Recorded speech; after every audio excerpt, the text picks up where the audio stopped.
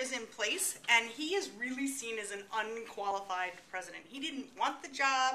When it was announced that his predecessor Garfield had been assassinated, Arthur literally put his head in his hands, and he wept because he was not prepared, nor did he want the responsibilities of being the president of the United States. You have to understand that Arthur came from a sort of corrupt background. In New York City, he was the head of the customs office, which means he was very susceptible to bribes, and he took them. So he wants to put all of that behind him at this point. He wants to move forward with a positive life and a clean image, and when he takes over the presidency, he really tries to do that.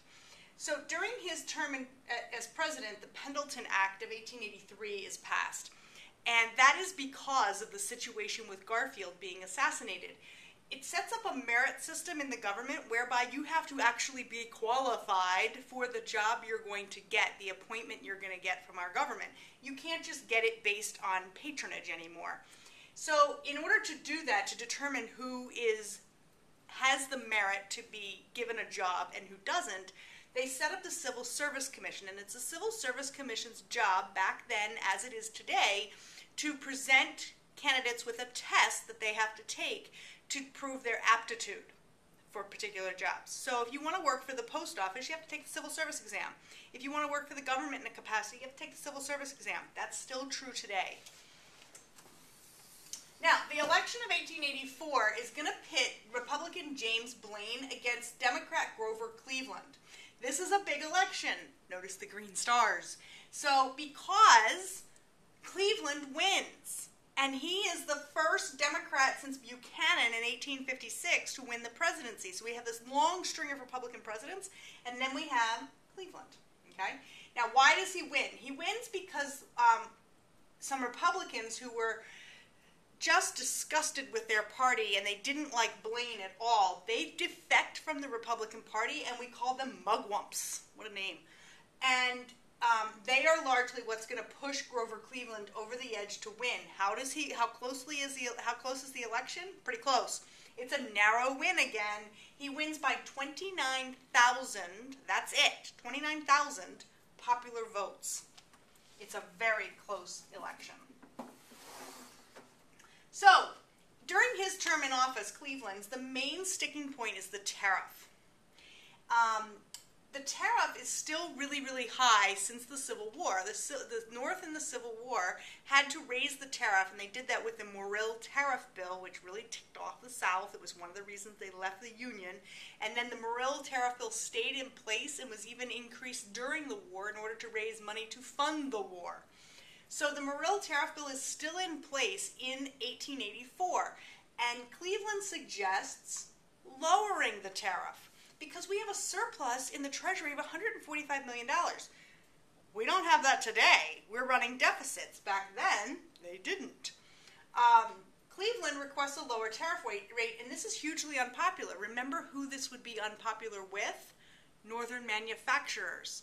They want a high tariff to protect them, to force people to buy their goods over European goods.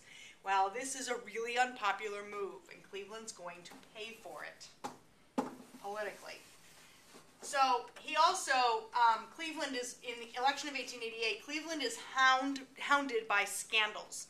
So there are several scandals plaguing Cleveland, one of which is that he was given a ward of the state, and this is by the time he gets to the White House, she's 21 years old. He marries her. Cleveland is really old. He's in his 50s.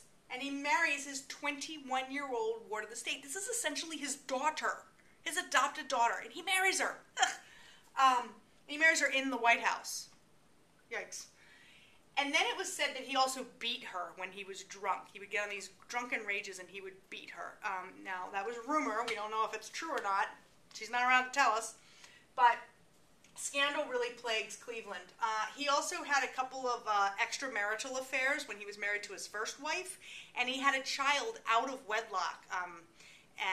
So when he takes the presidency, this child, the son of his, is 8 years old, and it's an illegitimate child as far as marriage went. Not so good. So Cleveland and scandal sort of go hand in hand. The tariff becomes the main issue. Because remember, Cleveland suggested lowering the tariff, and that really upsets a lot of people. So Harrison is going to win, chorus with me now, narrowly. So the summary of the Gilded Age. It is dominated by Republican presidents. There's only one Democrat. Okay, that was Cleveland. It is plagued by scandals, constantly. Grant's scandals, Chester Arthur's scandal, Cleveland scandal, constant scandals, okay?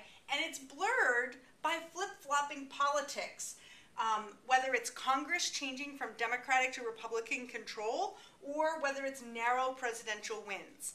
That's the sum and substance of the Gilded Age.